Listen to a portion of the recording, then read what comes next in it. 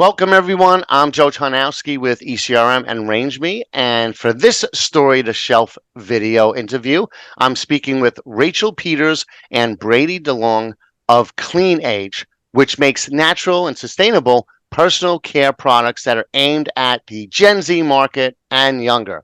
So, Rachel and Brady, thank you so much for joining us. And to kick things off, can you give us an overview of the company, its origin, and your product lineup? Sure. Well, you had it exactly right. It's personal care products really made for Gen Z and younger. And the origin really is I'm a mom of four. And when our older two kids were getting to those tween and teen years, and they were starting to take charge of their own personal care, we took them to the grocery store or to mass retail to kind of pick out products for themselves. And there was nothing there that really appealed to them. When we asked them to pick out their own deodorant, they were like, I don't know. Well, what do you use? And it just really occurred to me that nobody was paying attention to this like large segment of consumers who have disposable income, who have influence on the buying power of their household. I mean, if you have a teenager or have lived in a household with a teenager, you know, everything you buy starts to change at the point that you have tweens and teens in your household. And so the same is true for personal care products. So we joined with some really outstanding chemists and developers and packagers to make Clean Age. Our first product is a natural deodorant. We also have, so there's 4 SKUs of that. We also have oral care in the form of toothpaste tabs and toothbrushes and a hand sanitizer, lots more products to come. But it really is any essential product a teenager needs during the course of their day. They should be able to eventually turn to Clean Age and have it supplied. I was going to say, sounds like you have the whole medicine cabinet worth of like products that I could use. All those daily routines, right? And we made them with Gen Z values in mind. So for sure, there were some table stakes like being sustainable, being cruelty-free, those things, but also we added in a layer of evolving needs. Something like being all of our products are gender neutral, which retailers and Gen Z members of Gen Z really like, because it gives flexibility on the shelves and flexibility at home, and we're very gender inclusive, and then have better for you ingredients. So especially in this age where you're still growing and what you're putting on and in your body really matters. We looked really hard and long at every kind of ingredient that we put into our products to make sure that they kind of fired on all cylinders. Yeah, so that clicks a lot of the boxes or the hot buttons with the younger generation, right? They want those clean ingredients. And it's not just them. I mean, I look for products that have clean ingredients. I read one book called Clean, and it was all about the microbiome and the evolution of personal care products. And it was really interesting about how much of it was marketing driven rather than ingredient driven until now, where it's switching back because we realize we do have a microbiome on the skin, and that some of these products originally they would dry out the skin, then they'd sell you something to moisturize the skin, then they do something that damages it and then sell you the thing to fix it, and so on and so forth. And it got me really, really interested in the whole skin, because I was already studying the gut microbiome. But Totally. so ever since then I've been using natural, cleaner products for my skin, so I could see. For sure. And spoiler alert, I used to be a consultant for some of those larger CPG companies. And so I saw that whole process, like developing things with just science or technology first. And we really have tried to be both consumer and retailer first. So Clean Age products were always designed to really stand out on shelves. So retailers would love to have us on their sets and stand out with families, that they would go, hey, somebody really understands and cares about me as a consumer. They've listened to my wants and needs, and they've developed products with those in mind. Excellent. So where are you currently distributed? I know you're distributed in Rite Aid now because I saw your post about it, and congratulations, you just launched over there. Yeah, we should have brought some confetti to this interview so we can throw it. But yes, we should. If you walk into your local Rite Aid, you should be able to find us there. The um, three of our deodorants are carried in Rite Aids across the country now. We also are in a division of Kroger, Fred Meyer, some independent grocery stores, and then launching with Walmart this summer. Great. Now, you have had an amazing track record in working with ECRM and RangeMe. Three for three, three applications, right? Three summits that you applied for, and you landed each of them. Can you talk a little bit about that, your successes in using both of our platforms?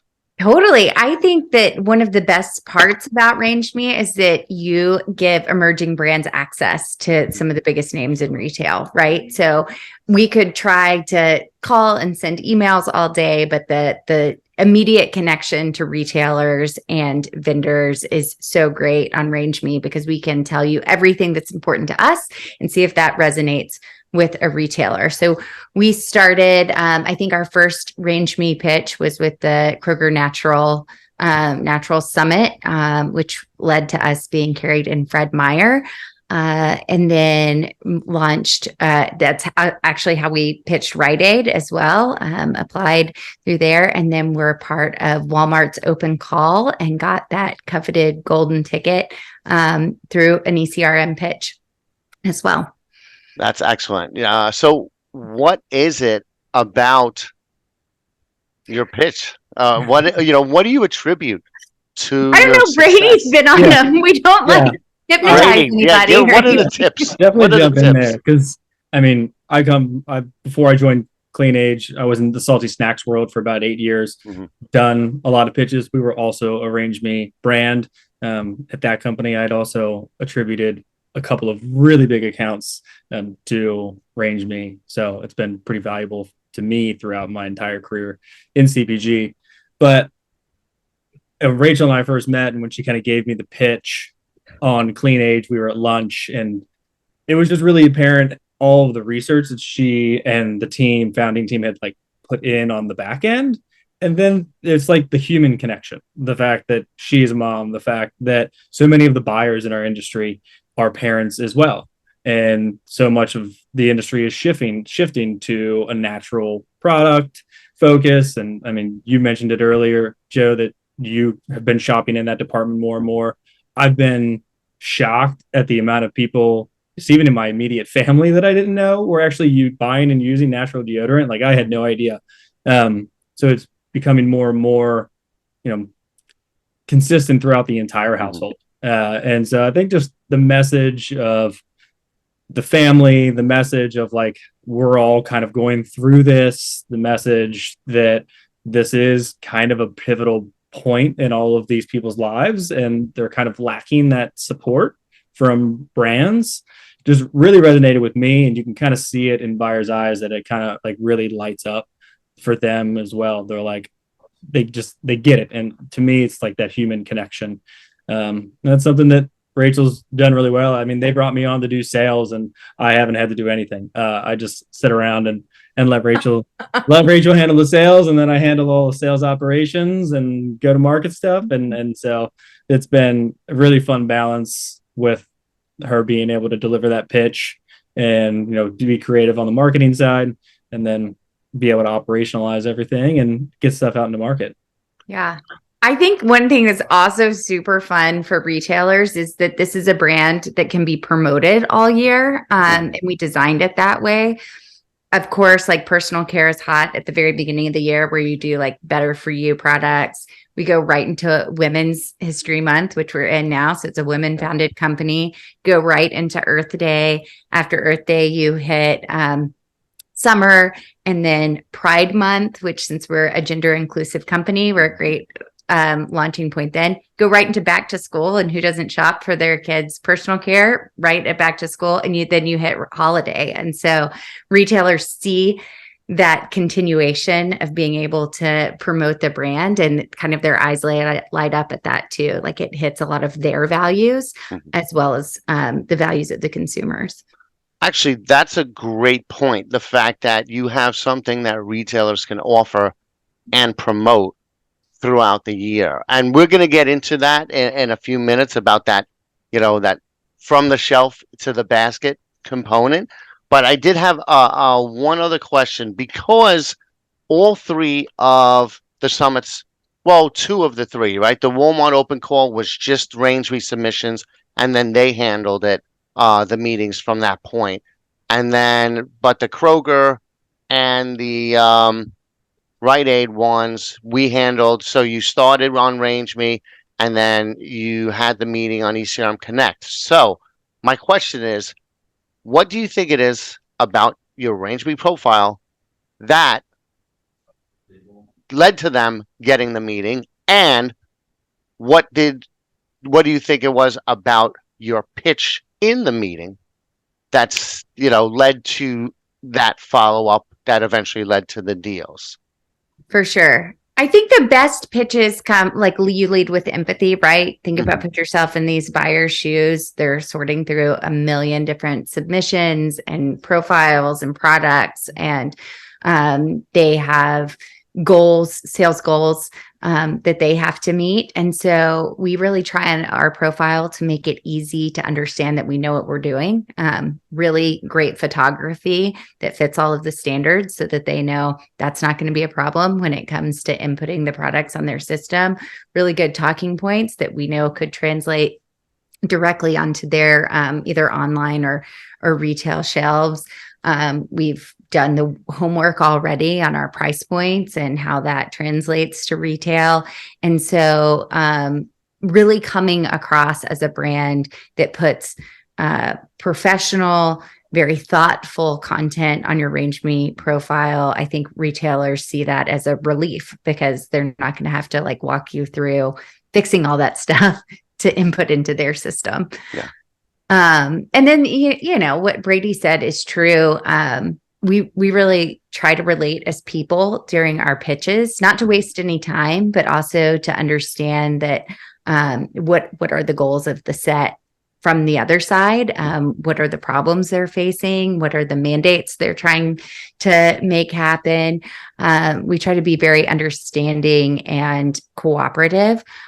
Which in my previous career, I think was really hard for giant CPG brands to do. And so it's one of our advantages as an emerging brand is, hey, we can listen to you as a retailer. And many times we can react or change based on the feedback that you're giving us. So whether that be making a 3-pack of something or changing a little piece of our next packaging print so it's better on your shelf. We're adaptable and we really try to collaborate with retailers to help them meet their goals.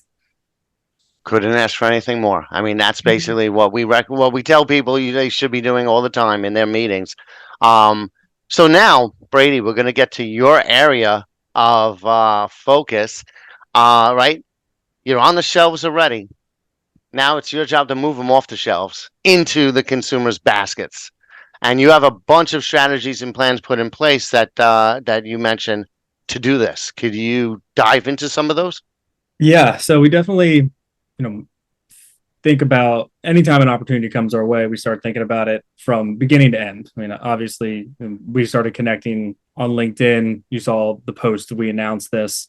It was very much like I don't want to say that it's the easiest part, but that's kind of just the beginning. The challenges that come after that start with, can you even operationalize this? Can you get product where it needs to go? Can you scale your production, your inventory, et cetera? And then once it gets on the shelf, what are you going to do to move it off? And it's funny because right after I joined the team, found out we launched, I went over to my parents' house to pick up my kids and telling my dad has no CPG experience whatsoever, but he says to me, he's like, so how do you get somebody who like lives by a Rite Aid to go in and buy it? And I was just like, well, if I could answer that question, I would be the richest person in CPG. I wouldn't be here. But I would love to know that answer, but we've got a lot of things that we're trying. There's a lot, I will say the retail industry, technology and retail have not necessarily scaled at the same speed. Technology is starting to make its way into our space, and I'm super grateful for that. I'm someone who likes to push the boundaries of maybe and try new exciting opportunities before maybe they've proven themselves in the market.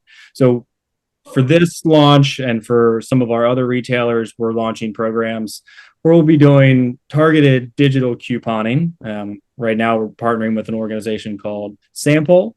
There's lots of other organizations like them in the market. Sample has been a great partner for us. And what that is we extend an offer to either people that are familiar with Sample platform or that we tell them to target. So we can give them zip codes, we can give them store names, and they will create essentially a landing page where they'll target customers with a link and an offer saying, hey, go into a Rite Aid and try Clean Age deodorant, receive one half off, or maybe receive a free unit.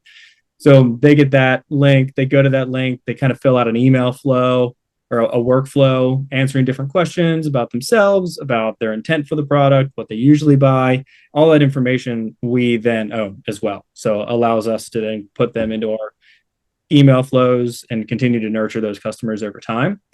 Then they go into the store, they redeem the product, and then they upload that receipt on the platform and they get reimbursed for whatever we're telling them we're going to reimburse them.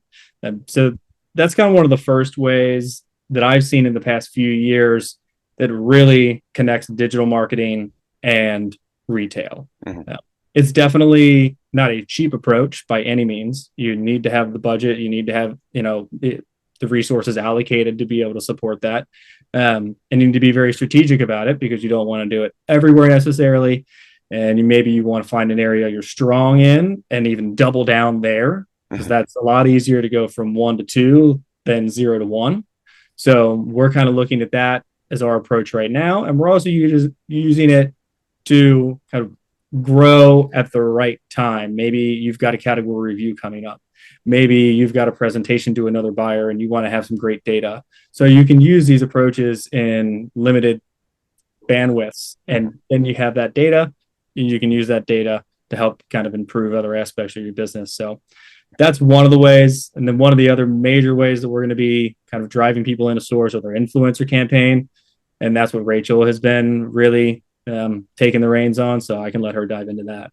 Yeah. So as we engage with influencers in our ambassador program, like I said, we have always been a retailer first brand. And so that rings true for all of our marketing. So we will send our influencers, our ambassadors into stores to mention by name how great their local Rite Aid is, how great their local Fred Meyer is. We will have them actually pick up product from the shelf there and talk about that experience so that we're modeling the behavior that we want future customers to do. And I think for us, that's just putting our money where our mouth is, right? That if we say we're retail first, we really have to act like it and not try to, have all the attention come directly back to our own website or something like that, but really support these launches with some evergreen content that then we can use to promote new launches and products. And then when we go back for those category reviews later and we're looking at how well the product did on the shelf, we can share some of that content as well and how many views and what kind of traction that stuff got as well. So always really thinking about it with an empathetic view towards those retailers for sure. Yeah, that's great. I mean, first, the whole digital platform. I mean, your audience, your target market lives on digital. So it's really made for it. And the retailers, the buyers, they always want to know not only how you're going to move the products off the shelf, but how you're going to get customers into my store. So those types of things where, like you said, the retailer first thinking, I like that. You're getting people into their stores, so they're benefiting as well as you're benefiting. And I know you guys are going to be doing sampling as well or demos. So we're still trying to crack the nut on health and beauty and like personal care and demos and how we want to maybe create some fun experiences for people in store. So that's something that we're still going to be working through. Coming from the food side, definitely done lots of in-store demos. So trying to think of a fun way to engage people in a personal care brand is like that program we're still developing, but I know it's something that once we flesh out, we have an intention to roll it out.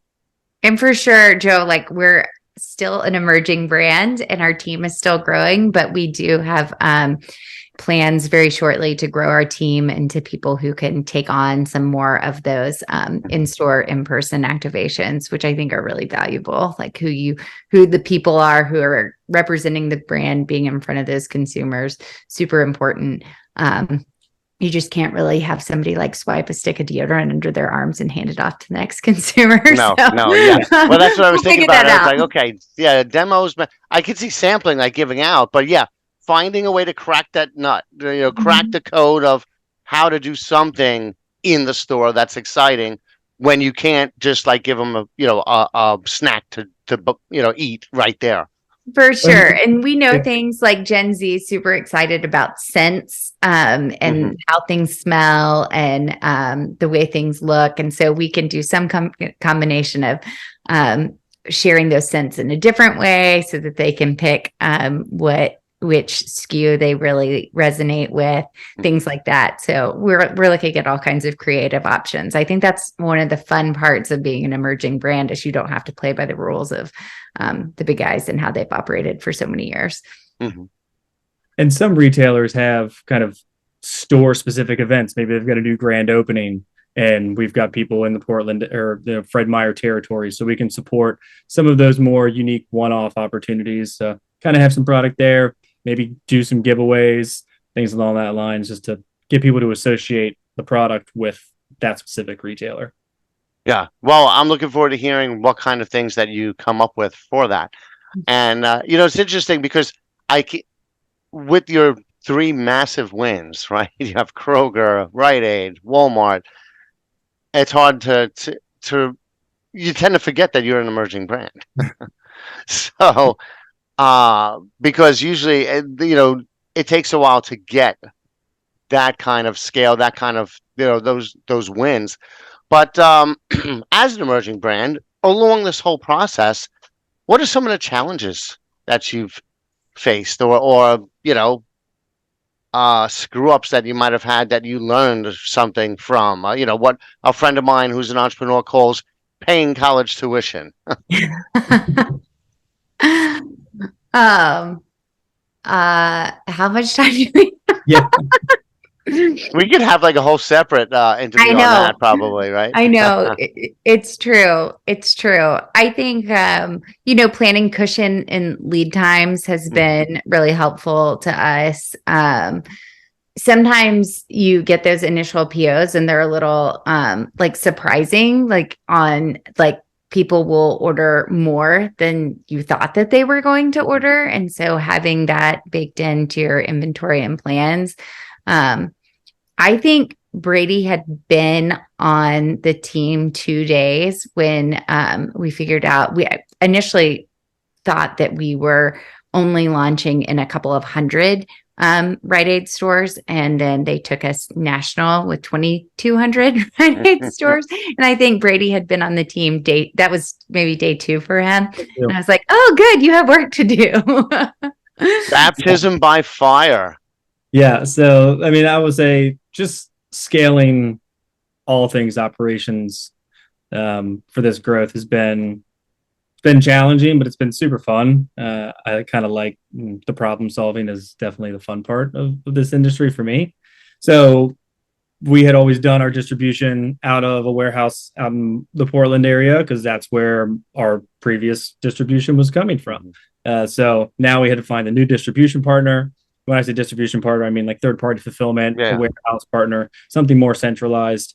And we had to create all the workflows that, okay, now when we get these purchase orders, what happens, who's going to be responsible for this and is a part of the system? Where is that product going to ship from? What dates does that product have? Are we batch tracking? Yes, we're batch tracking. How are we doing that? So we're utilizing other software to kind of manage all that back end. We use a product called Katana as our MRP, where we manage our it's called a manufacturing resource planner. So we're utilizing that. And then just now in the health and beauty space, lead times are relatively long compared to what you might be used to in food and beverage, at least for myself. Producing every week, every 3, 4, 5 weeks. And now lead times tend to be somewhere between 10 and 20 weeks. So having a good forecast, communicating a lot with our retail partners and trying to determine what are you going to buy, when are you going to buy it, what are you going to do to support this promotion, this is what we're going to do to support this promotion, and really getting granular with what our expectations are on both sides. So we're able to put together a really good forecast and start to manage all the raw materials coming in and manage all of our production dates, make sure we're keeping stuff fresh. We're not overproducing, we're not underproducing. So that has been the most challenging part. But now that we've kind of got it set up, we've got a good cadence rolling, we've got great partners, we've picked all the right people to work with. And now that we've got all this amazing growth ahead of us, people are jumping at the bit to work with us. So that also makes it a lot easier when people see the value that your brand is going to bring their organization. So yeah, that's been the biggest challenge, but it's also been a lot of fun and a really cool collaborative effort for everybody on the Clean Age team to kind of jump in and help out on. Definitely makes it exciting, like a really great learning experience. Everyone's got to roll up their sleeves, and I'm sure you've created some processes in place that will benefit you down the road that came out of necessity.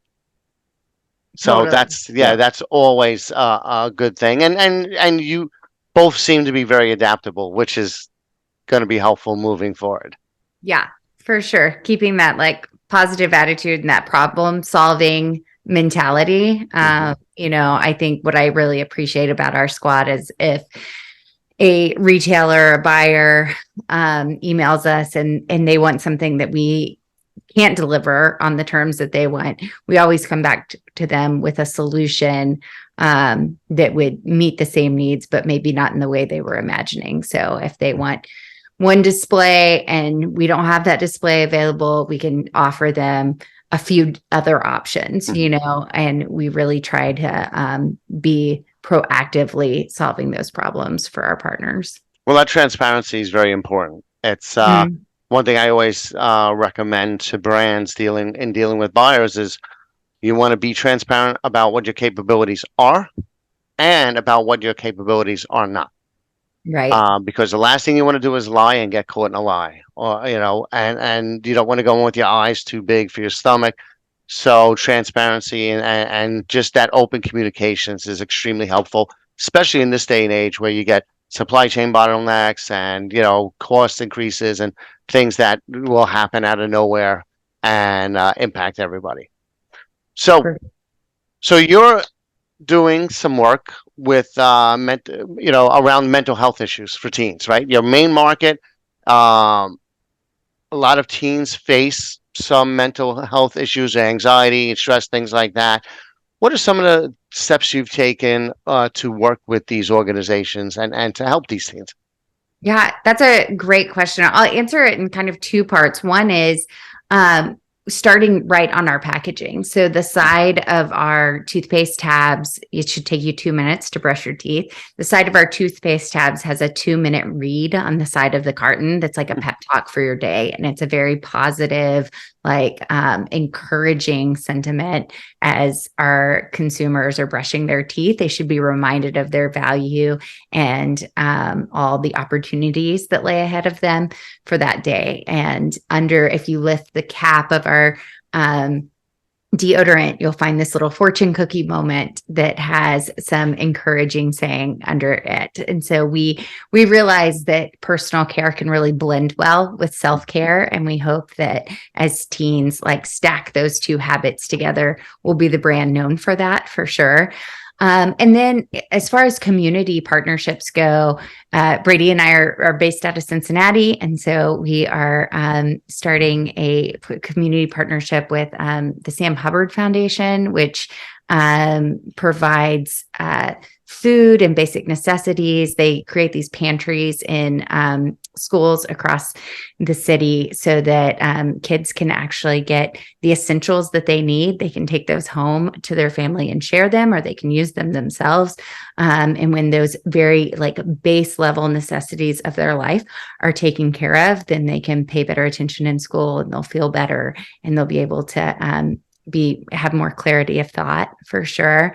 In Portland, because we have part of our team is there, and that was kind of where our first retailer was. We're partners with a nonprofit called Project 48, which takes care of teens in the foster care system during their first 48 hours, transitioning between households, where most teens, it's definitely a crisis moment for them, but they usually don't have much to take from house to house. And so Project 48 is an incredible organization that gives them basic essentials during that move so that they can have a toothbrush and have deodorant and have a change of clothes. And so those have been some of our early partners. We definitely are looking at continuing to find partnerships in places where our retailers are and where we are, to take care of teens' basic needs, so that some of those higher level needs of mental health and acuity and the ability to participate in school can be taken care of as well. That's great. I mean, I love the way it all ties together consistently, like the brand, your actions, the way you interact with your audience and your market and the retailers, and what you're doing to help them on this side of it. So I think that's really, really cool. So with all the stuff you got going on, I almost don't want to ask what's next because it seems like you have so much on your plate already. But what's next for Clean Age? Oh my gosh. Well, so we are definitely expanding retailers fast and furious, and helping support those things. We have some product launches that we're working on to expand our lineup. Our team is growing. Our ambassador program and influencers who work with us are growing. And so a lot more good stuff in the works. I don't know. Brady probably has it on a spreadsheet somewhere. What's happening? I mean, it's tough telling because if you would have asked us that question, it's like 2 months ago, we would have had a different list because we're just, the team is so fluid and everything is just, I don't want to say working out so well because there are still struggles, but it's like everything that we set our minds out to kind of accomplish and work on as a team, we're able to execute on in some capacity. So right now, like as Rachel touched on, we're working on some new product launches. So that is something that we're all really excited about as we continue to kind of expand the line. And that's another reason that these retailer partnerships and why we take them so serious, because it's so much easier to get those line extensions if they've already value you as a partner and they already see like these people are true to their word, they follow up on their commitments, they're transparent. So that's why those relationships are so important to us, because we know we've got so much more in the pipeline. But yeah, I'm excited to keep growing the team. I think that's one of the things that I can't wait for, because it's such a fun brand to grow and build. And like whoever gets to join us next, like it's going to be a great opportunity. I just know it. So yeah, all very exciting and fun and optimistic stuff on our side. Well, both of you the passion definitely comes out. So thank you so much. This has been awesome. And I look forward to seeing your continued growth. Yeah. Thanks, Joe. Thanks for having us. Yeah. Thanks for having us. You'll see us around on RangeMe more and more and on LinkedIn. So great. Well, good luck in your future endeavors. I know we'll be back again for some updates. Yeah. Thank you.